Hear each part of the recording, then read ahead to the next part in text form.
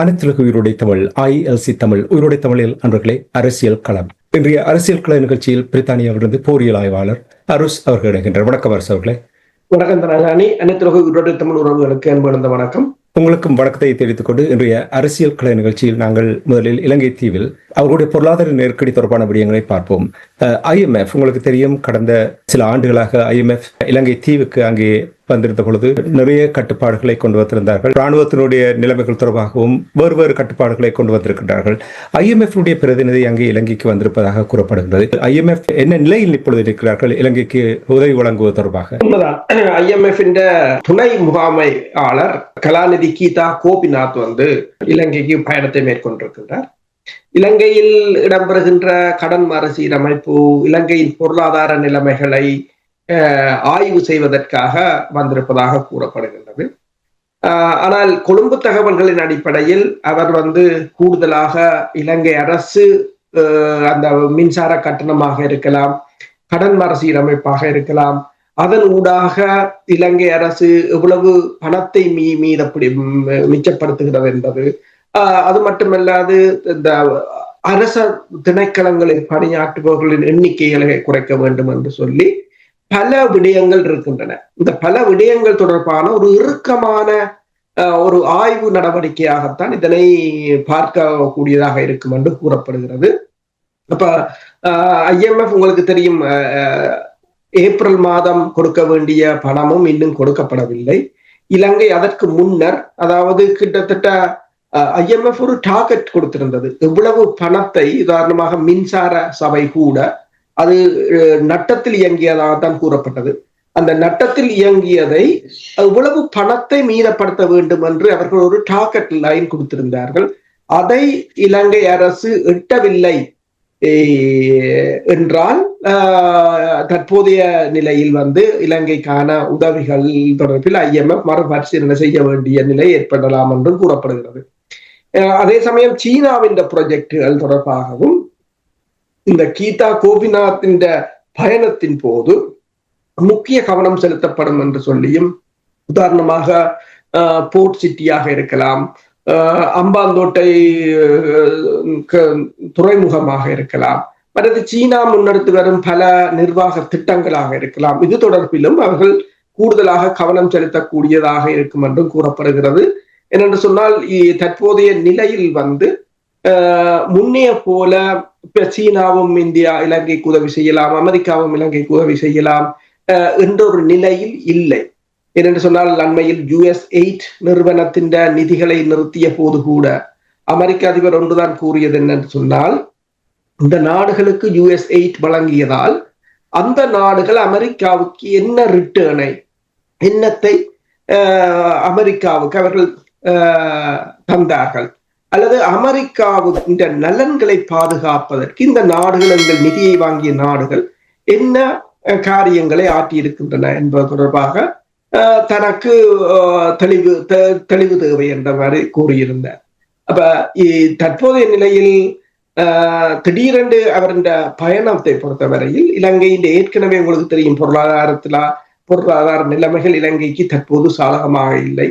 நாணயமும் மிகப்பெரிய ஒரு வீழ்ச்சியை சந்தித்துக் கொண்டிருக்கின்றது. இந்த நிலையில் IMF அதிகாரியின் பயணம் இலங்கையின் பொருளாதாரத்தில் ஏற்பட்டிருக்கின்ற ஒரு பலவீனமான நிலையைத்தான் எடுத்துக்காட்டுகின்றது. IMF எவ்வளவு தூரம் அவர்களுக்கு ஒரு அழுத்தத்தை ஏற்படுத்தலாம் இலங்கை தீவில் உள்ள நிலைமைகளை மாற்றம் ஏற்படுவதற்கு? இப்ப உங்களுக்கு தெரியும், பொருளாதாரத்தில் இதுவரையில் பெரிய ஒரு வளர்ச்சி காண முடியாமல் இருக்கிறது. ஆனால் இவர்கள் தொடர்ச்சியாக நிதி உதவி வழங்கி கொண்டிருக்க முடியாது. IMF பொறுத்தமட்டில் எவ்வளவு தூரம் இவர்கள் நெருக்குவாரத்தை ஏற்படுத்தலாம்? IMF பொறுத்தவரையில் அவர்கள நெருக்குவாரம் அல்லது அவர்கள அழுத்தங்கள் என்பது அவர்கள் தங்கள் நலன்கள் சார்ந்துதான் இருக்கின்றது. அப்ப இந்த அழுத்தங்கள் என்பதை அவர்கள் எவ்வளவு தூரத்துக்கு ஏற்படுத்தலாம் என்றால் IMF நிதியை நிறுத்தினாலும் பிரச்சனையாகத்தான் முடியும். IMF நிதியை நிறுத்தினால் அந்த நிதியை வேறு நாடுகள் மாற்றீடு செய்யலாம் என்று கூறலாம். ஆனால் பிரச்சனை என்னவென்று சொன்னால் IMF கொடுக்கிறது $3 பில்லியன் தான். ஆனால் பிரச்சனை என்னவென்று சொன்னால் IMF நிதி நிறுத்தம் அதன் பிற்பாடு வருகின்ற அனைத்துலக ரேட்டிங் ஏஜென்சிஸ் தரமிறக்கல்கள் என்பன இலங்கையில் முதலீட்டாளர்களுக்கான வாய்ப்பை மூடிவிடும். அதுதான் அந்த பிரச்சனை. IMF நிதி மட்டும் ஒரு பிரச்சனை இல்லை. IMF நிதியை சுற்றி இருக்கின்ற ஏனைய காரணிகளும் அதற்கு ஒரு பிரச்சனையாகத்தான் இருக்கும். இப்ப இலங்கை ஏதோ ஒரு வகையில் IMF உடன் இணைந்து போக வேண்டிய ஒரு நிலையாகத்தான் இருக்கிறது. எனவேதான் இலங்கை தற்போது மேற்குலக நாடுகளை ஏதோ ஒரு வகையில் சமாதானப்படுத்துவதற்கு அல்லது மேற்குலக நாடுகளின் ஆதரவை பெறுவதற்கு முயற்சிக்கின்றது. எனவேதான் அனுரகுமார் திசாநாயக்காவும் தற்போது ஜெர்மனுக்கு சென்றிருக்கின்றார். அது மட்டுமல்லாது இப்ப மேற்குலக ராஜதந்திரிகளையும் அவர்கள் கொழும்பில் தொடர்ச்சியாக சந்தித்துக் கொண்டிருக்கிறார்கள். உங்களுக்கு தெரியும், அண்மையில் கூட ஐரோப்பிய ஒன்றியத்தின் தற்போதைய தலைவராக இருக்கக்கூடிய 6 மாதத்துக்கு போலந்தின் வெளிவார அமைச்சர் வந்திருந்தார். அப்ப அவர்களுடன் பேசும் போதும் இந்த GSP+ வரிச்சலுகை தொடர்பாகத்தான் இலங்கை அதிகமாக பேசியதாக கூறப்படுகிறது. இப்ப டொனால்ட் ட்ரம்ப் அவர்கள் பதவியில் இருப்பதால் IMF இந்த நிலைப்பாடு, IMF அணுகுமுறையில் வேறு மாற்றங்களை நீங்கள் அவதானிக்கிறீர்கள் என்றால், நீங்கள் அடிக்கடி கூறுவது IMF அமெரிக்காவை தளமாக கொண்டது, அவர்கள் சொல்லுவதைத்தான் அவர்களும் நடத்த போகிறார்கள். டொனால்ட் ட்ரம்ப் எடுக்கின்ற நடவடிக்கைகளுக்கும் இதற்கும் ஏதாவது தொடர்பு இருக்கிறதா? உண்மைதான். என்னென்று சொன்னால், இப்ப IMF ஆக இருக்கட்டும் சரி, அனைத்துலக ஐக்கிய நாடுகள் சபையின் அமைப்புகளாக இருக்கட்டும் சரி, உதாரணமாக நீங்கள் பார்த்தீங்கன்னு சொன்னால், இப்ப ஐக்கிய நாடுகள் சபையின் அணுசக்தி அமைப்பின் தலைவரை பொறுத்தவரையில் இப்போது இஸ்ரேலின் அணு ஆயுதங்கள் தொடர்பான ஆவணங்களை ஈரான் ஹேக்கிங் மூலம் எடுத்திருக்கின்ற புலனாய்வு தகவல் மூலம் முழு ஆவணங்களையும் கைப்பற்றி விட்டார்கள். அதன் அடிப்படையில் ஐக்கிய நாடுகள் சபையின் அணு ஆயுத பிரிவுக்கான தலைவர் ஈரானுக்கு வருகின்ற அத்தனை சமயங்களிலும் இஸ்ரேலுக்கும் அதன் தகவல்களை வழங்கியதாக அந்த ஆவணங்கள் தெரிவிப்பதாக கூறப்படுகின்றது. இப்ப இந்த ஏன் சொல்கிறேன் என்று சொன்னால், அதே போலதான் இந்த IMF ஆக இருக்கலாம், ஐக்கிய நாடு சபை ஏன் அமைப்பாக இருக்கலாம், அவர்கள் அமெரிக்காவுடன் ஒரு நெருங்கிய தொடர்பை அவர்கள் எப்போதும் பேணியவாறு தான் இருப்பார்கள். இப்ப IMF மேற்குலகம், குறிப்பாக அமெரிக்காவின் ஒரு டூல், ஒரு கருவியாகத்தான் அதனை பயன்படுத்துகிறார்கள் எல்லா நாடுகளிலும். உங்களுக்கு தெரியும், இப்ப பாகிஸ்தானில் கூட IMF கடந்த மாதம் இந்த இந்திய பாகிஸ்தான் மோதல்கள் இடம்பெற்ற சமயம் கூட IMF அந்த நிதி உதவியை வழங்கி இருந்தது. அதன் பிற்பாடு தற்போது பாகிஸ்தானை கவுண்டர் டெரரிசம் நடவடிக்கையில் பாகிஸ்தான் மிகவும் திறமையாக செயற்படுவதாக அமெரிக்காவின் சென்ட்ரல் கொமாண்ட், மத்திய கட்டளை மையத்தின் கட்டளை அதிகாரி, ஜெனரல் தர அதிகாரி கூறியிருப்பதும் இந்தியாவுக்கு மிக பெரும் விசனத்தை ஏற்படுத்தி இருக்கிறது.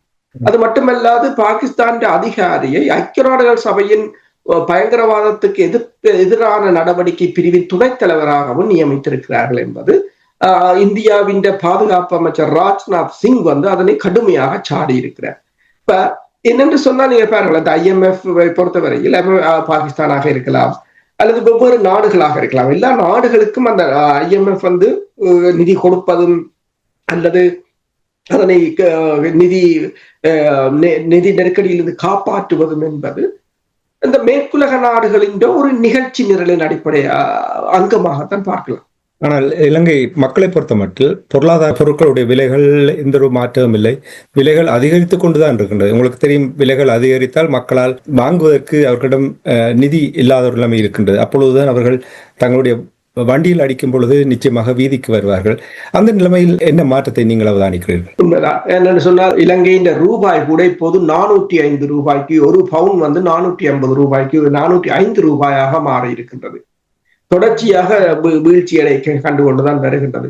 சுற்றுலா பயணத்துறையும் வெளிநாடுகளில் வேலை செய்பவர்களின் பணமும் தான் இலங்கைக்கு தற்போது ஒரு வருமானமாக இருக்கின்றது. ஆனால் அந்த சுற்றுலா பயணத்துறையும் மேற்குலகம் சார்ந்ததாகத்தான் இருக்கின்றது அதிக அளவில்.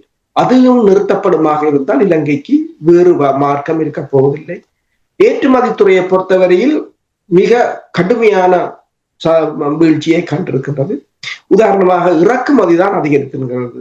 உப்பிலிருந்து தேங்காயிலிருந்து. இப்போது அவர்கள் கூறியிருக்கிறார்கள் தேங்காயை இந்த தடவையில் தென்னை உற்பத்தி வீழ்ச்சி அடைந்திருப்பதால் அடுத்த வருடமும் தேங்காயை இறக்குமதி செய்ய வேண்டிய ஒரு நிலை ஏற்படும் என்றுதான் கூறப்படுகிறது. அதே போல விவசாயத்துறையும் அங்கு கணிசமான முன்னேற்றத்தை காணவில்லை. ஏனென்று சொன்னால் விவசாய நிலங்கள் எல்லாவற்றிலும் புத்த சிலைகளை வைத்திருக்கிறார்கள். அதனை பயன்படுத்துவதற்கு கூட அவர்கள் அனுமதிப்பது இல்லை என்று சொன்னால் ஒவ்வொரு இலங்கை ஒரு சிறிய நாடு. அந்த சிறிய நாட்டில இருக்கின்ற நிலங்களை பெருமளவில் பயன்படுத்த வேண்டும். அண்மையில் நான் பிரான்சுக்கு சென்ற போது அங்கு சென்ற போது நண்பர் ஒருவர் சொன்னார், அந்த நாட்டில் எந்த ஒரு இடமும் சும்மா இல்லை, எல்லா இடத்திலும் பயிர்கள் செய்திருக்கிறார்கள். அதுதான் நான் கேட்க வந்தேன். உங்களுக்கு தெரியும், வடக்கு கிழக்கை பொறுத்த மட்டும் தென்னை வளம், தென்னை பனை வளம் அந்த காலத்திலிருந்து இந்த காலம் வரை எவ்வளவு சிறப்பாக நிறைய வருமானத்தை ஏற்படுத்தி கொடுத்து, இந்த நிலைமை இதை ஏன் புரிந்தவர்கள் சரியாக அதற்கு முதலீடு செய்ய முடியாமல் இருப்பதற்கு என்ன காரணம்? இனவாதம் தான் முன்னணியில் நிற்கின்றது. இனவாதத்தை அவர்கள் கக்கிக் கொண்டிருக்கிறார்கள். தங்கள் நாட்டின் அபிவிருத்தி, பொருளாதார அபிவிருத்தியை விட அவர்களுக்கு இனவாதமும் தான் முக்கியமாக இருக்கின்றது. நான் கூறியது போலதான் இந்த பிரான்சுக்கு சென்ற சமயம் எந்த ஒரு இடமும் அங்கு பெருமையாக இல்லை. ஆனால் இலங்கை மிக சிறிய நாடு. அப்ப அங்கு இன்னும் நீங்கள் எஃபெக்டிவா அதனை பயன்படுத்த வேண்டும். உதாரணமாக சீனாவில பாத்தீங்கன்னு சொன்னா ஒரு 4 பரப்பு வயல் உள்ள ஒருவர் அந்த 4 பரப்பை 16 பரப்பாக மாற்றுகிறார். என்னென்று சொன்னால் மேல்தட்டாக எஸ்லோன் பைப்ல இப்ப நெல் பயிர் செய்கிறது சொன்னால் நெல் பயிர்ன்ற வேர் ஒரு 5 இன்ச்சி அளவுக்கு தான் வரும். ஒரு 4 வேப்ப மரம் மாதிரி பெரிய வேரா இருக்கா. அவன் அந்த அளவுக்கு எஸ்லோன் பைப் அடிச்சு அதுக்கு மேல 4 தட்டுக்களை போட்டு, அதாவது 4 பரப்பு வயல் நன்னாங்க 16 பரப்பாக மாறுகிறது. 3 மாதத்தில் அறுவடை செய்துகிறார் என்றால் அப்படி கூட நிலத்தை பயன்படுத்துகிறார். ஆனால் இங்கு என்ன நடைபெறுகிறது என்று சொன்னால் தொல்லியல் திணைக்களம், வன இலாக்கா,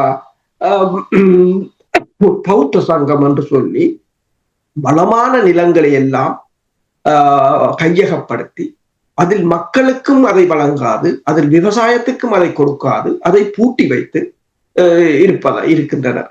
எனவேதான் இப்போது அவர்கள் கூறுகிறார்கள் அடுத்த வருஷத்துக்கும் தேங்காயை இறக்குமதி செய்ய வேண்டும். இந்த நிலைமையை IMF எவ்வாறு கண்காணிக்கிறது? உண்மைதான். IMF பொறுத்தவரையில் IMF-க்கு இது ஒரு அனுகூலமான, இலங்கையின் பொருளாதாரம் வீழ்ச்சி காரணமாக இருந்தால் IMF-க்கு அது அனுகூலமானது. ஏனென்றால் தங்களிடம் வருவார்கள் வட்டிக்கு வாங்குவதற்கு.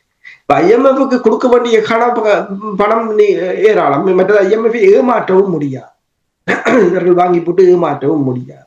அப்ப இது IMF-க்கு நல்ல அனுகூலமானதாகத்தான் இருக்கு. இப்ப நீங்கள் பேசும்பொழுது கூறினீர்கள் அனுர குமாரதிலக அவர்கள் ஜெர்மனிக்கு பயணத்தை மேற்கொண்டிருக்கின்றார் என்று சொல்லி, அந்த பயணத்தினூடாக என்னத்தை சாதிக்கலாம் என்று எண்ணுகிறார் என்று நீங்கள் அவதானிக்கிறீர்கள்? ஜெர்மனுக்கு கூடுதலாக வருகின்ற பயணம் முதலீட்டாளர்களை கவர்வது. ஜெர்மன் அதாவது ஐரோப்பிய ஒன்றியத்தில் ஊடாக வழங்கப்படும் GSP+ வரி சலுகை ஒரு அதை அதிகரிப்பதற்கு இப்போது வழங்கப்படுகின்ற 65% பொருட்களுக்கான வரி சலுகையை 85% மாற்றுவதற்கான ஒரு முயற்சி. என்று சொன்னால் அமெரிக்காவின் வரி உயர்வால் ஏற்பட்டிருக்கின்ற அந்த இடைவெளியை ஐரோப்பிய ஒன்றியங்களால் நிரப்புவதற்கான. ஆனால் அவர் இந்த பயணத்துக்கு முதல் கூறியிருந்தார்கள் ஜெர்மன் இந்த பயங்கரவாத தடுப்பு சட்டத்தை அகற்றுவது தொடர்பாக காட்டமாக இந்த தடவை கதைக்கும் என்று கூறியிருந்தார்கள்.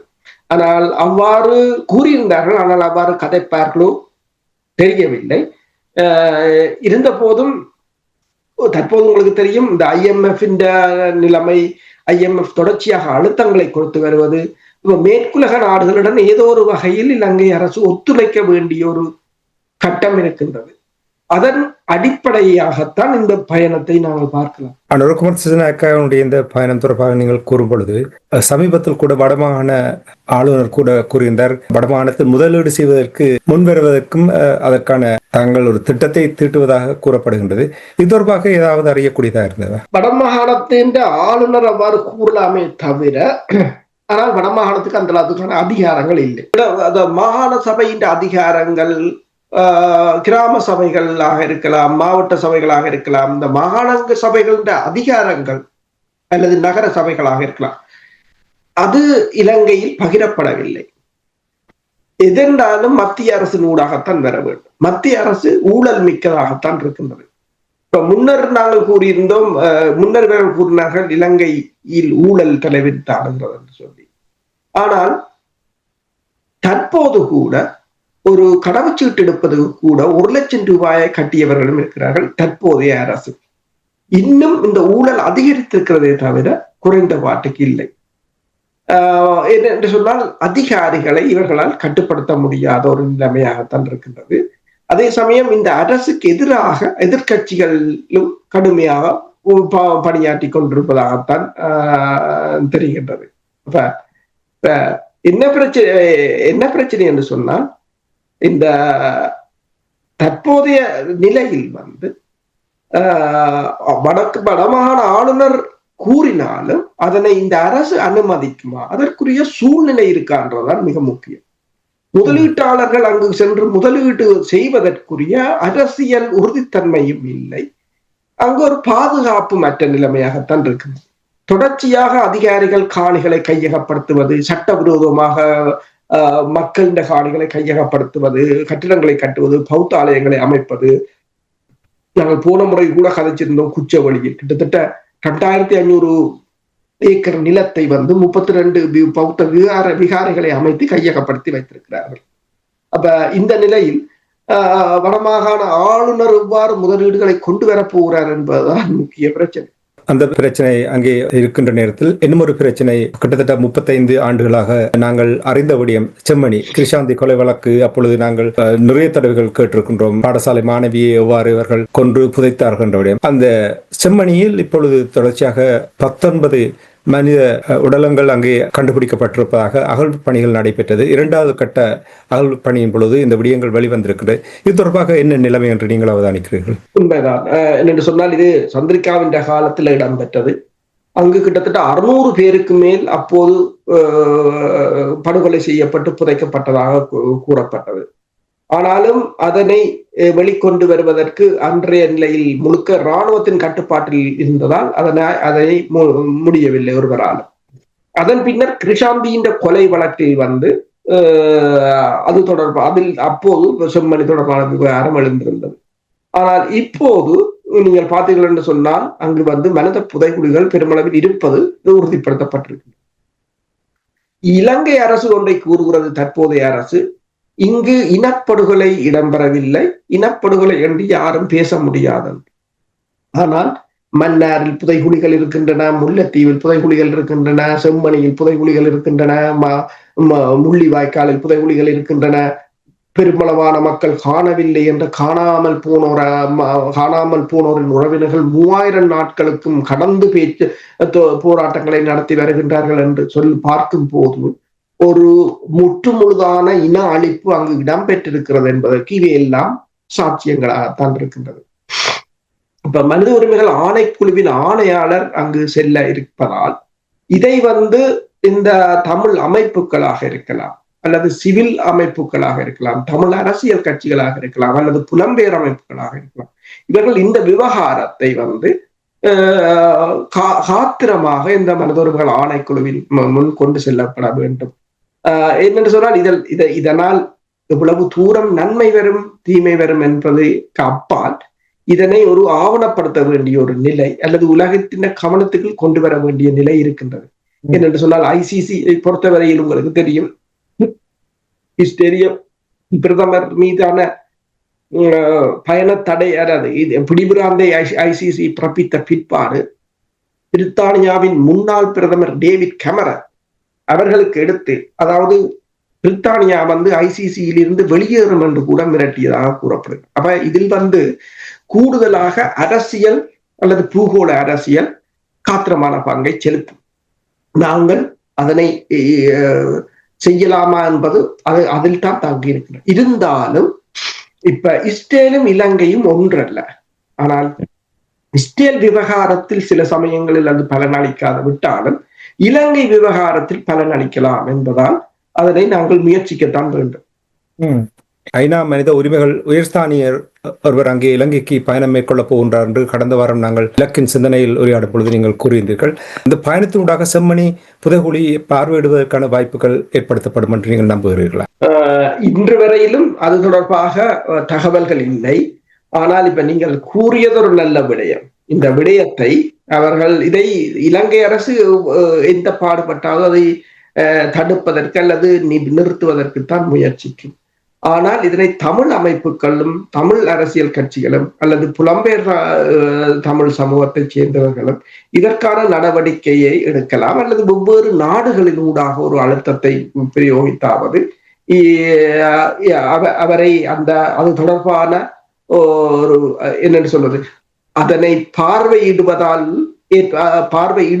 அதற்கு மேலதிகமாக அது தொடர்பான அகழ்வு பணிகளையோ அதை கண்காணிப்பதற்கோ அல்லது ஆவணங்களை சேகரிப்பது, அதை பாதுகாப்பது போன்ற பொறிமுறைகளுக்குள் அதனை கொண்டு வர முடியும். இப்ப நீங்கள் அந்த விடயங்களை தமிழ் தரப்பினர் செயல்படுத்தலாம் என்று நீங்கள் கூறும் பொழுது, ஐநாவினுடைய இந்த அழுத்தம் தொடர்பாக நாங்கள் பார்க்கும் பொழுது, ஏன் சர்வதேச நாடுகள் புதைகுழிகளை அகழ்வு பணியில் ஈடுபடும் பொழுது ஏன் சர்வதேச நாடுகளை ஈடுபடுத்த விடாமல் தடுத்து கொண்டிருக்கின்றார்கள்?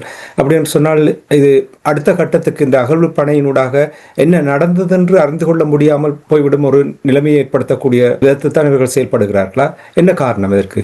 இலங்கை அரசு உங்களுக்கு தெரியும், தற்போதைய அரசும் கூறுகிறது அங்கு இனப்படுகொலை ஒன்று இடம்பெறவில்லை, அங்கு ஒரு இன பிரச்சனை இல்லை, அங்கு இனமே இல்லை என்ற மாதிரி தான் அவர்கள் கூறுகிறார்கள். என்றால் எல்லோரும் தமிழர்கள், மன்னிக்கவும், எல்லோரும் இலங்கையர்கள் என்று கூறுகிறார்கள்.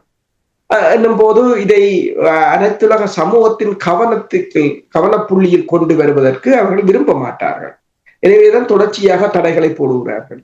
இப்போது உங்களுக்கு தெரியும், தற்போது ஐக்கிய நாடு சபையின் மனிதர்கள் ஆணைக்குழுவின் ஆணையாளர் அங்கு போகின்ற அதே சமயம் 2021ஆம் ஆண்டு கொண்டு வந்த தீர்மானத்தில கூறப்பட்ட சாட்சியங்களை சேகரித்தல் பாதுகாத்தல் தொடர்பான நடைமுறைகள் தீவிரத்தன்மை அடைந்திருக்கின்ற நிலையில் தான் அவர் போவதாக கூறப்படுகிறது. 2016ஆம் ஆண்டுக்கு பிறகு தற்போது புதிய ஒருவர் அங்கு செல்கின்றார். ஆனால் அவரின் பயணம் கூட ஒரு பூகோள அரசியல் நலன் சார்ந்தது, மேற்குலகம் நலன் சார்ந்ததாகத்தான் இருக்கும். ஆனால் அந்த நலன் சார்ந்ததற்கு நாங்கள் இவ்வளவு தூரத்துக்கு அதற்குள் நாங்கள் எமக்கான நலனை பெறப்போகிறோம் என்பதில் தான் இருக்கின்றது. இந்தியா கூட இதை இந்த மனிதர்கள் ஆணைக்குழுவின் தலையீடுகளை அங்கு விரும்பாது. இலங்கை மட்டுமல்ல, இந்தியாவும் இதற்கான தடைகளை விதிக்கத்தான் பார்க்கும். ஆனால் மேற்குலக நாடுகளுக்கு அங்கு ஒரு அழுத்தம் தேவை என்று சொன்னால் அவர்கள் இதனை மிக ஒரு பெரிய பிரச்சனையாக கொண்டு வர முடியும். அவ்வாறு கொண்டு வருவதற்கு நாங்கள் எங்கள் ஆதரவுகளை கொடுக்கலாம். என்று சொன்னால் நாங்கள் இவ்வாறான சாட்சியங்களை சேகரிப்பது அல்லது அவர்களுக்கான அந்த விசாரணைகளில் அவர்களை ஈடுபடுமாறு கோருவது என்பது நாங்கள் அவர்களுடன் இணைந்து பணியாற்றுவதற்கான ஒரு சந்தர்ப்பத்தை ஏற்படுத்தினால் அதன் ஊடாக அவர்களுக்கு அவ்வாறான ஒரு நிலைமை இலங்கையில் இதனை ஒரு இலங்கைக்கான ஒரு பேரம் பேசும் ஒரு பொருளாக பயன்படுத்த வேண்டும் என்றால் அவர்கள் அதனை செய்வார்கள். ஆனால் பிரச்சனை என்னவென்று சொன்னால் அதன் பிற்பாடு இலங்கை அவர்களுக்கு அனுசரித்து போனால் அதை கைவிடக்கூடிய சாத்தியங்களும் இருக்கின்றது. அதனால அந்த சிக்கல். நீங்கள் தமிழர் தாயங்கள் நடைபெறுகின்ற விடயங்களை பற்றி கூறும் பொழுது, இலங்கை அரசாங்கம் எவ்வாறு அழுத்தத்தை பிரயோகிக்கின்ற கூறும் பொழுது, மட்டக்களப்பில் என்ன காரணத்துக்காக மட்டக்களப்பில் போராட்டத்தை நடத்துகிறார்கள்? மட்டக்களப்பில் முஸ்லிம் மக்கள் கூடுதலாக போராட்டத்தை நடத்துகிறார்கள். அது மட்டுமல்லாது சிங்களவர்களும் தான். என்னென்று சொன்னால் இஸ்ரேலியர்கள் அங்கு சட்டவிரோதமாக மத வழிபாட்டு தலங்களை அமைப்பதாகவும் சட்டவிரோதமாக வர்த்தக மையங்களை அமைப்பதாகவும் காணிகளை வாங்கி வைத்திருப்பதாகவும் குற்றச்சாட்டு எழுகின்றது. அம்பாறை மாவட்டத்தின் அருகம்பே பகுதியில் உங்களுக்கு தெரியும், அமெரிக்கா கூட கடந்த வருடம் ஒரு பயண எச்சரிக்கையை விடுத்திருந்தது அல்லது தாக்குதல் எச்சரிக்கையை விடுத்திருந்தது. இஸ்ரேலிய சுற்றுலா பயணிகள் மீது தாக்குதலை மேற்கொள்ள போகிறார்கள். பெருமளவான இஸ்ரேலிய சுற்றுலா பயணிகள் இலங்கைக்கு வந்து கொண்டிருக்கிறார்கள். ஆனால் அவர்களில் பெருமளவானவர்கள் இராணுவத்தினர். அந்த இராணுவத்தினரில் நீங்கள் பார்த்தீங்கன்னு சொன்னால் பெருமளவானவர் புலனாய்வு துறையாகத்தான் இருக்கிறது. அப்ப அங்கு அருகம்பே அந்த கிழக்கு மாகாணத்தில் அவர்கள் காணிகளை வாங்குவது, மத வழிபாட்டு தலங்களை அமைப்பது, அல்லது அங்கு கடைகளை அல்லது வர்த்தக மையங்களை அமைப்பது என்பது நாளைக்கு இந்த கிழக்கு மாகாணம் ஒரு மேற்கு கரையாக மாறினாலும் ஆச்சரியப்படுவதற்கு இல்லை. எவ்வாறு பலஸ்தீனத்தில இஸ்ரேல் உருவாகியதோ அவ்வாறு இஸ்ரேலின் ஒரு பிரிவு வந்து கிழக்கு மாகாணத்தில் உருவாகினாலும் ஆச்சரியப்படுவதற்கு இல்லை. அதனை எதிர்க்கக்கூடிய நிலையிலும் இலங்கை இருக்க போவதில்லை. அப்ப இதற்கு எதிராகத்தான் இப்போது அங்கு கிழக்கில போராட்டங்கள் இடம்பெற்றுக் கொண்டிருக்கின்றன. இந்த சட்டவிரோதமான அமைக்கப்பட்ட என்றால் சுற்றுலா பயணத்துறையாக வருபவர்கள் அங்கு காணிகளை வாங்கி குடியேற முற்படுவதும், அங்கு வர்த்தக நிலையங்களை அமைப்பதும், அங்கு வழிபாட்டுக்குரிய ஆலயங்களை அமைப்பதும் என்பது ஒரு நிரந்தரமான ஒரு தங்குமிடமாக அதனை மாற்றிவிடலாம் என்ற அச்சம் இப்போது இலங்கைக்கு எழுந்திருக்கு. இதற்கு இலங்கை அரசாங்கம் முழு ஆதரவும் வழங்குகிறதா? இலங்கை அரசை பொறுத்தவரையில் எதுவும் செய்ய முடியாத ஒரு நிலைமையாகத்தான் இருக்கின்றது. என்னென்று சொன்னால் இலங்கை அரசு சுற்றுலா பயணத்துறையில் தான் இலங்கையின் வருமானம் தங்கி இருக்கின்றது. அது பெருமளவானவர்கள் இப்போது இஸ்ரேலில் இருந்து வருகிறார்கள். பெருமளவான சுற்றுலா பயணத்துறையில் அதை எதிர்ப்பது, இஸ்ரேலை எதிர்ப்பது என்பது அமெரிக்காவை எதிர்ப்பதாக முடியும், மேற்குலக நாடுகளை எதிர்ப்பதாக முடியும். அவ்வாறு எதிர்ப்பதாக முடிந்தால் நாளைக்கு அவர்கள் ஒரு பயண எச்சரிக்கை அல்லது ஒரு தாக்குதல் எச்சரிக்கையுடன் இலங்கையின் சுற்றுலா பயணத்துறையை இழுத்து மூடி விடுவார்கள். இலங்கையால் அதுக்கு மேல் தாக்கு பிடிக்க முடியாது என்று சொன்னால் இலங்கையின் இறக்குமதி துறைக்கு பெருமளவான டாலர் கையிருப்பு தேவை. அதற்காக இலங்கையால் எதுவும் செய்ய முடியாத ஒரு நிலையில் கூறுகின்றதை பார்க்கும் பொழுது ஆபத்தான நிலைமையை ஏற்படுத்தினார். உங்களுக்கு தெரியும், சீனா அவ்வாறு ஹம்பாந்தோட்டையை கைப்பற்றினார்கள், போர்ட் சிட்டியை உருவாக்கினார்கள். ஆனால் தமிழர்கள் தங்களுடைய தாயகத்தில் சுயாதீனமாக தங்களுடைய விடயங்களை நடத்துவதற்கு இலங்கை அரசாங்கம் முட்டுக்கட்டை போடுகின்றனர் சொன்னால் இந்த நாடு என்ன நிலைமையை எதிர்நோக்க போன்ற நீங்கள் பாருங்கள். போர்ட் சிட்டிக்கும் ஸ்ரீலங்காவுக்கும் எந்த தொடர்பும் இல்லை. ஹம்பாந்தோட்டையை பொறுத்த மட்டும் 99 ஆண்டுகளுக்கு ஸ்ரீலங்கா அரசாங்கம் என்ன ஒன்றுமே பேச முடியாத நிலைமை இருக்கின்றது. உங்களுக்கு தெரியும், ஏற்கனவே நீங்கள் அவ்வாறு கட்டுமான பணிகளை நடத்த தொடங்கி இருக்கிற விடயங்களை நீங்கள் கூறினீர்கள். இந்த நிலைமைக்கு என்ன காரணம்? என்னென்று சொன்னால் சீனாவை பொறுத்தவரையில் சீனாவின் ஒரு பலமான நாடு. இந்தியாவை பொறுத்தவரையில் இந்தியாவுக்கு உடன்பாடுகளை வழங்குகிறார்கள். இந்தியா ஒரு பலமான நாடு. அமெரிக்காவும் அவ்வாறுதான். ஆனால் தமிழர் தரப்பை பொறுத்தவரையில் தமிழர் தரப்பிடம் இருந்த பலம் என்பது இல்லாது போய்விட்டது 2009ஆம் ஆண்டுக்கு பிற்பாடு. அப்ப இந்த நிலையில் வந்து தமிழர் தரப்பை தனது பலத்துக்கு வேறு நாடுகளையும் துணைக்கு அழைப்பதாக இல்லை. வேறு நாடுகளின் ஒரு ஆதரவுடன் ஒரு பலமான சக்தியாக தமிழர் அமைப்பு தமிழர்கள் தங்களை கட்டியமைத்துக் கொண்டார்களாண்டா இல்லை. இந்தியாவில் இருக்கின்ற தமிழகத்தில் இருக்கின்ற தமிழர்கள் கூட ஈழத்தமிழர்களுக்கான ஒரு பலமான சக்தியாக இல்லை. அவர்கள் இன்னும் ஈழத்தமிழர்களை நம்பி பிழைப்பதாய் பார்க்கிறார்களே தவிர ஈழத்தமிழர்களுக்காக ஒரு பலமாக குரல் கொடுக்க வேண்டியவர்களாக இல்லை. கலைத்துறையாக இருந்தாலும் சரி, அரசியலாக இருந்தாலும் சரி, வர்த்தகமாக இருந்தாலும் சரி, எல்லாத்திலும் ஈழத்தமிழர்களை சுரண்டி பிழைப்பதில் அவர்கள் குறியாக இருக்கிறார்களே தவிர ஈழத்தமிழர்களுக்காக தாங்கள் குரல் கொடுக்க வேண்டும், தோளோடு தோளாக நிற்க வேண்டும் என்பது இல்லை. அவர்கள் பேசுவது கதைப்பதெல்லாம் தங்கள் அரசியல் நலன்களுக்காகவும் பொருளாதார நலன்களுக்காகவும் தங்கள் கலைத்துறையை வளர்ப்பதற்காகவும் இலங்கை தமிழர்களின் ஆளுமையை மட்டம் தட்டி கீழே இறக்குவதற்காகவுமே தவிர எந்த விதத்திலும் முன்னகர்த்துவதற்காக ஒன்றாக இல்லை. இப்ப நீங்கள் கேட்டது போல சீனாவால் கட்ட முடிகிறது, அம்பாந்தோட்டை துறைமுகத்தை கைப்பற்ற முடிகிறது, 99 வருட குத்தகைக்கு. போர்ட் சிட்டியை அவர்களால் கைப்பற்ற முடிகின்றது. அமெரிக்காவால் உடன்பாட்டை எழுத முடிகிறது, இந்தியாவால் உடன்பாட்டை எழுத முடிகிறது. ஆனால் ஈழத்தமிழர்களால் ஏன் முடியாது? இருக்கிறதையும் முடியாது என்பதை விட இருக்கிறதை கூட காப்பாற்ற முடியாத ஒரு நிலையில் இருக்கிறார்கள். ஏனென்று சொன்னால் சரி, அவர்களிடம் தமிழர்களிடம் பலம் இல்லை, பலத்தை இழந்து விட்டார்கள் 2009ஆம் ஆண்டுக்கு பிற்பாடு என்று சொன்னால் அவர்கள் தங்களுக்கு ஒரு பலமான ஒரு நாட்டையோ ஒரு சக்தியையோ கொண்டு வரக்கூட திறனியற்றவர்களாகத்தான் இருக்கு. இவ்வாறு நீங்கள் கூறிக்கொண்டிருக்கும் பொழுது கப்பல் சேவை, தமிழ்நாட்டுக்கும் காங்கிரஸ் துறைக்கு இடையிலான கப்பல் சேவை, அது தொடர்பாக என்ன நிலைமை? அந்த கப்பல் சேவையை இந்தியா ஏதோ ஒரு வகையில், உங்களுக்கு தெரியும், விமான சேவை கூட இந்தியா நடத்தி கொண்டிருக்கிறது. இந்த கப்பல் சேவையை கூட அது அது பாரிய அளவில் வெற்றி பெறவில்லை. அது லாபம் ஈட்டும் தொழிலாகவும் இல்லை. இருந்த போதும் இந்தியா அதனை நடத்தி கொண்டிருப்பதற்கு காரணம் என்று சொன்னால் ஏதோ ஒரு வகையில் வடக்கு கிழக்கோட தனது தொடர்பை வைத்திருக்க வேண்டும். தான் ஒரு ஆளுமை செலுத்தும் தரப்பாக அங்கு இருக்க வேண்டும் என்பதற்காகத்தான் இந்தியா அதனை செய்கின்றது. ஆனால் அதனால் வருகின்ற வருமானத்தை கொண்டு அந்த கப்பல் சேவையை தொடர்ந்து நடத்த முடியாது. வருமானம் அது நட்டத்தில் தான் இயங்கிக் கொண்டிருக்கிறது. பல தடவைகள் அது நிறுத்தப்பட்டது. காற்றால் நிறுத்த கூறினார்கள், காலநிலை சரியில்லை என்றெல்லாம் கூறினார்கள், வெவ்வேறு காரணங்களை கூறினார்கள். உண்மையில் அவர்களுக்கு அதனால் எந்தவித பலனும் இல்லை. வர்த்தக ரீதியாக, அரசியல் ராஜதந்திர ரீதியாக பலன்கள் இருக்கின்றன என்றால் தொடர்ச்சியாக தாங்கள் ஒரு பிணைப்பை வைத்திருப்பதற்கு. ஆனால் வர்த்தக ரீதியாக அது பெருசாக கை கொடுக்கவில்லை. இந்த நிலையில் தான் இப்போது இந்தியா ஒன்றை கூறியிருக்கிறது, தாங்கள் இன்னொரு வருடத்துக்கு அந்த கப்பல் சேவைக்கான நிதியை நீடித்திருப்பதாக, எக்ஸ்டெண்ட் பண்ணியிருப்பதாக கூறியிருக்கிறார்கள். இப்ப இன்னொரு வருடத்துக்கு இந்திய அரசின் நிதியினோட ஊடாகத்தான் அந்த கப்பல் சேவை இயங்க போவதாக தெரிவிக்கப்படுகின்றது.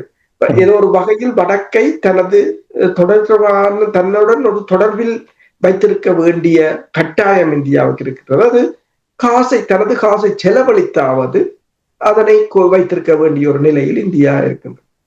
இந்தியாவை அவ்வாறு நடைமுறையில் வைத்திருக்கக்கூடியதாக இருக்கிறது என்றால் உங்களுக்கு தெரியும், இந்தியாவுக்கு ஏற்பட்டிருக்கின்ற நெருக்குவாரங்கள் இங்கே தொடர்ச்சியாக முதலீடு செய்து நிதியை இழந்து கொண்டிருந்தாலும் இப்படி உயிர்ப்போடு வைத்திருப்பது அவர்களுக்கு தேவை என்று நீங்கள் கருதுகிறீர்களா? உண்மைதான், உயிர்ப்போடு வைத்திருப்பதற்கு அவர்கள் தேவை என்னென்று சொன்னால், ஒட்டுமொத்தமாக பங்களாதேசத்தை இழந்து விட்டார்கள், மாலதீவையும் இழந்து விட்டார்கள். அப்ப இலங்கையும் மிகப்பெரிய அளவில் இந்தியாவுக்கு ஆதரவாக இல்லை. ஆக மொத்தத்தில் இந்த தமிழர்களை காரணம் காட்டி இந்த தமிழர் தரப்பின் பகுதியையாவது தாங்கள் கையகப்படுத்தி வைத்திருக்க வேண்டும் என்ற ஒரு நிலைதான் இருக்கின்றது. இந்தியாவின் பொருளாதாரமும் மிக பாரிய அளவில் இல்லை. தற்போது கூட ஒரு விமானம் கூட வீழ்ந்திருந்ததாக கூறப்படுகின்றது. அது கூட இந்தியாவின் தற்போதைய பொருளாதாரத்துக்கும் ஒரு மிக பாரிய ஒரு வீழ்ச்சியாகத்தான் இருக்கும். என்று சொன்னால் இந்தியாவின் உறுதித்தன்மைக்கு அது ஒரு இன்னும் அதுக்குரிய காரணம் அறியப்படவில்லை, எவ்வாறு விழுந்தது என்று சொல்லி.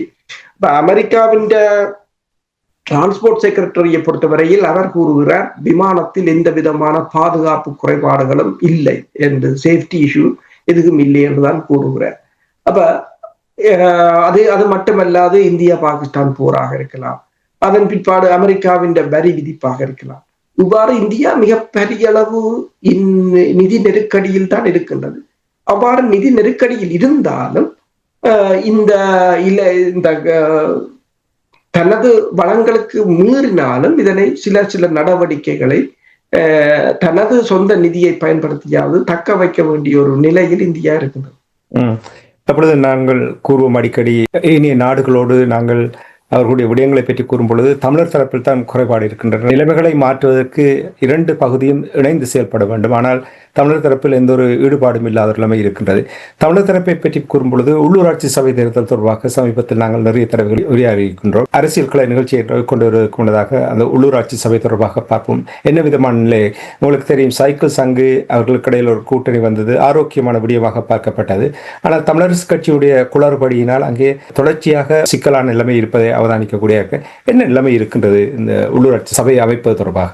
உண்மைதான். தமிழரசு கட்சியை பொறுத்தவரையில் இபிடிபியுடன் மேற்கொண்ட அந்த கூட்டு இணைவு பல விமர்சனங்களை ஏற்படுத்தி இருக்கின்றது பல மட்டங்களில். இது தமிழரசு கட்சிக்கு எதிராக கடுமையான எதிர்ப்பு அலைகளை தோற்றுவித்திருக்கின்றது. அது மட்டுமல்லாது அவர்கள் தென்னிலங்கை கட்சிகள் கூட அவர்களால் கூட்டி சேரலாம் அல்லது முஸ்லீம் கட்சிகளுடன் கூட்டி சேரலாம் என்றெல்லாம் கூறப்படுகிறது. அது பிரச்சனை இல்லை. முஸ்லீம் தமிழ் கட்சிகளுடன் முஸ்லீம் கட்சிகளுடன் கூட்டு சேருவது பிரச்சனை இல்லை. ஆனால் அதே நேரம் உங்களால் ஏன் தமிழ் கட்சிகளுடன் கூட்டி சேர முடியாது என்ற கேள்வியும் எழுந்திருக்கின்றது. இபிடிபியை பொறுத்தவரையில் இப்போ ஒட்டுக்குழுக்கள் என்ற பேச்சு சொற்பதத்தை பயன்படுத்துவது தவறா சரியா என்ற விவாதம் கூட இருக்கின்றது. ஆனால் இபிடிபியை பொறுத்தவரையில் முற்று முழுதாக துணை இராணுவ குழுவாகத்தான் போர் முடியும் வரையும் இயங்கினார்கள். ஏனையவர்கள் அவ்வாறு இல்லை. ஒரு கட்டத்துக்கு அப்பால் அதிலிருந்து மீண்டு வந்து விட்டார்கள். ஆனால் இபிடிபி அவ்வாறானதாக இல்லை. இலங்கையில் இடம்பெற்ற இந்த செம்மணியில் கண்டெடுக்கின்ற புதைகுழிகள் போல ஏராளமான புதைகுழிகளுக்கு பின்னணியில் இவர்கள் இந்த கரங்கள் இருப்பதும் தெரியும். ஏராளமான படுகொலைகளையும் செய்தவர்களாகத்தான் இருக்கிறார்கள். அவர்களுடன் கூட்டி சேர்ந்து கொண்டு நாங்கள் போர்க்குற்றம் அல்லது இனப்படுகொலை அல்லது தண்டிக்க வேண்டும் அல்லது இதனை விசாரணை செய்ய வேண்டும் என்று கூற முடியாது. என்றால் விசாரணை செய்யப்பட வேண்டியவர்களே அவர்களாகத்தான் இருக்கிறார்கள். இந்த நிலைமை தான் இந்த தமிழரசு கட்சியின் இந்த அணுகுமுறை மிகப்பெரிய ஒரு விசனத்தை ஏற்படுத்தி இருக்கின்றது தமிழ் மக்களிடம். ஆனால் இதை மாற்றீடு செய்யக்கூடிய அளவுக்கு ஏனைய கட்சிகள் இந்த தற்போதைய சூழ்நிலையை பயன்படுத்த வேண்டும். தமிழ் தேசிய மக்கள் முன்னணியாக இருக்கலாம் அல்லது சங்க கூட்டணியாக இருக்கலாம். இவர்கள் இந்த நிலைமையை பயன்படுத்தி மக்களுடன் இணைந்து பயணிப்பார்களாக இருந்தால் அல்லது மக்களின் அரசியலுக்கு தங்களையும் ஈடுபடுத்திக் கொள்வார்களாக இருந்தால் இந்த தமிழரசு கட்சியின் இந்த வெற்றிடத்தை, இந்த அரசியல் வெற்றிடத்தை அவர்களால் நிரப்ப முடியும். தமிழரசு கட்சி ஏன் இவ்வாறு நடத்தியை காட்டுகிறார்? இப்ப உங்களுக்கு நீங்களே கூறினீர்கள், இபிடிபி ஒட்டுக்குழுவாக இலங்கை அரசாங்கத்தோடு செயல்பட்டது, கொலைகளுக்கு பின்னணியில் அவர்கள் இருக்கின்றார்கள் என்ற விடயங்களை நீங்கள் கூறினீர்கள். புதகுலிகளை நீங்கள் இப்பொழுது காணும் பொழுது அவர்களுக்கும் அதற்கு பின்னணியில் இருக்கிறார்கள் என்று கூறும் பொழுது நிச்சயமாக இந்த விடயங்கள் தமிழரசு கட்சிக்கு தெரியும்.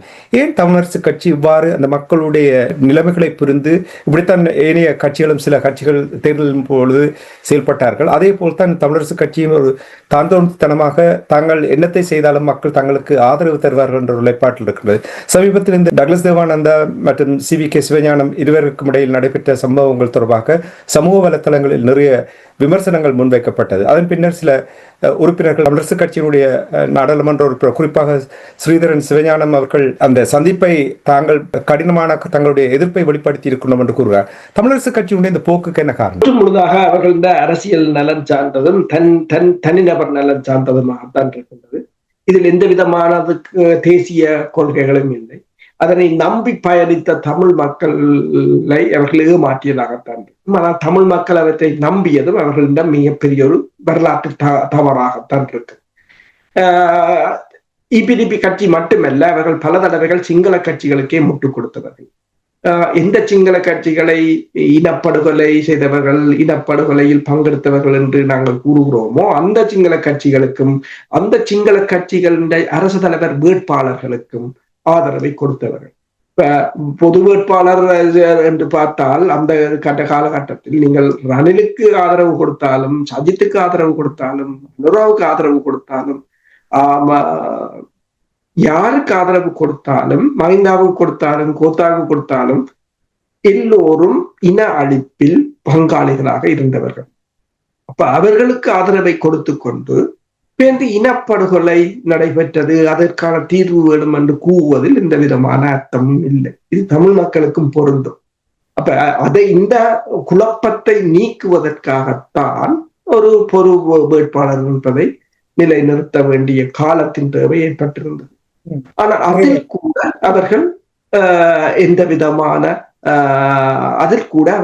பங்கெடுக்க துணியவில்லை. அப்போதும் அவர்கள் சிங்கள கட்சிகளைத்தான் ஆதரித்திருந்தார்கள்.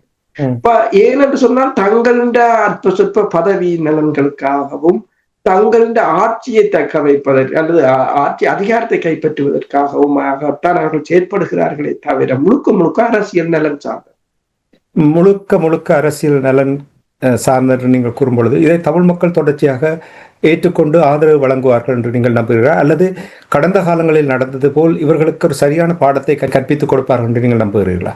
உண்மையில் அரசியல் முதிர்ச்சி என்று தமிழ் மக்களுக்கு வருமாக இருந்தால் நல்லொரு அரசியல் பாடத்தை கற்றுக் கொடுக்க வேண்டிய ஒரு கட்டாயம் இருக்கின்றது தமிழ் மக்களுக்கு. அதனை அவர்கள் செய்வார்களா என்பதுதான் பிரச்சனை.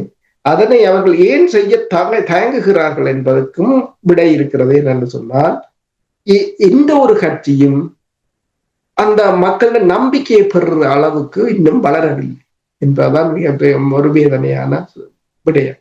அப்ப அதுவரையிலும் தமிழ் மக்கள் ஏதோ ஒரு வகையில் இந்த கட்சிகளுக்குள்ளேதான் உழண்டு கொண்டிருக்க வேண்டிய ஒரு நிலை இருக்கு. சுருக்கமாக உங்களுக்கு தெரியும், அனுரகுமார் திசாநாயக்கனுடைய அரசாங்கம், அதிபராக அனுரகுமார் திசாநாயக்கா அவருடைய அரசாங்கம் முழு அறுதி பெரும்பான்மையோடு இருக்கின்ற நிலைமைகள். இனி தமிழர் தரப்பினுடைய நிலைமைகளை பார்க்கும் பொழுது கடந்த 7-8 மாதங்களை எடுத்து பார்த்துக்கொண்டால் தமிழர் தரப்பு இன விடுதலை தொடர்பாக தங்களுடைய பிரச்சனை தொடர்பாக எவ்வளவு தூரம் நகர்ந்திருக்கின்ற என்று நீங்கள் நம்புகிறீர்கள்? 15 ஆண்டுகள் எந்த ஒரு மாற்றமும் இருக்கவில்லை. குறைஞ்சபட்சம் ஒரு 6 மாசத்துக்குள் தமிழர் தரப்பு ஒரு இன விடுதலை பெறுவதற்கு, தமிழருடைய அரசியல் தீர்வு பெறுவதற்கு எவ்வாறான நிலையில் நிற்கின்றார்கள் என்று நீங்கள் அவதானிக்கிறீர்கள்? இப்போதும் அவர்கள் தங்கள் அரசியலை, தங்கள் இடத்தை தக்க வைப்பதற்கு முயற்சிக்கிறார்களே தவிர எந்த விதத்திலும் அவர்கள் தமிழர் விடுதலைக்காக இன்னும் அவர்கள் அந்த நிலையை எட்டவில்லை என்றுதான் நான் கூறுவேன். வெளிநாட்டு தூதரகங்களை சந்திக்கிறார்கள். அதுவும் தங்கள் நலனுக்காக ஒரு சில குறிப்பிடப்பட்ட தூதரகங்களை தங்களுக்கு பாதகம் இல்லாத, தங்கள் பதவிகளுக்கு பிரச்சனை இல்லாத, தங்கள் கதிரைகளை ஆட்டாத ஏதாவது தெரிந்தெடுக்கப்பட்ட அமைப்புகளை அல்லது நாடுகளை சந்தித்து விட்டு அதனை தாங்கள் ஏதோ தமிழ் மக்களுக்காக இந்த அரசியலை செய்வதாக கூறி அந்த மக்களை ஏமாற்றத்தான் முற்பட்டு கொண்டிருக்கிறார்கள். இந்த கடந்த 15 வருடம் எப்படி போனதோ அதே போன்றுதான் அடுத்த 15 வருடமும் போகும். இவ்வாறான ஒரு நிலையில் அவர்கள் இருப்பார்களாக. இதுவரையில் ஆக்கப்பூர்வமாக எந்த ஒரு நடவடிக்கையும் நீங்கள் காணவில்லை என்பதைத்தான் நீங்கள் கூறுகிறீர்கள். இந்த அழுத்தத்தை மக்கள் பிரயோகிக்கும் பொழுதுதான் இவர்களிடம் மாற்றங்கள் வர வைக்க முடியும் என்பதை நாங்கள் இந்த நேரத்தில் கூறிக்கொண்டு இன்றைய அரசியல் கலை நிகழ்ச்சியை தொடர்ந்து கொண்டு வந்து மீண்டும் இன்னும் ஒரு நிகழ்ச்சியில் இணைந்திருப்போம். அதுவரைக்கும் நன்றி, வணக்கம் அரசோலை. நன்றி, வணக்கம். எமது பார்வையாளர்களுக்கு வணக்கம். மக்களின் குரலாய் ஓங்கி ஒலிக்கும் இலக்கு மின்னிதழ் மற்றும் உயிரோடை தமிழ் வானொலி ஆகிய இவ்விரு ஊடகங்களும் உங்களைப் போன்ற எமது நேயர்கள், நண்பர்களின் ஆதரவிலேயே இயங்கி வருகின்றன. மிக குறைந்த வளங்களுடன் பல இடர்கள் மற்றும் தடைகளை தாண்டி பயணிக்கும் எமது ஊடகங்களின் பணிகள் மேலும் வளர உங்களால் முடிந்த நிதியுதவியை வழங்கி இன்னும் காத்திரமான செயற்பாடுகளை முன்னெடுக்க உதவுமாறு மிகவும் பணிவன்புடன் வேண்டி நிற்கின்றோம். உங்கள் பங்களிப்பு உங்களின் உரிமை குரலாய் ஓங்கி ஒலிக்கும். நன்றி.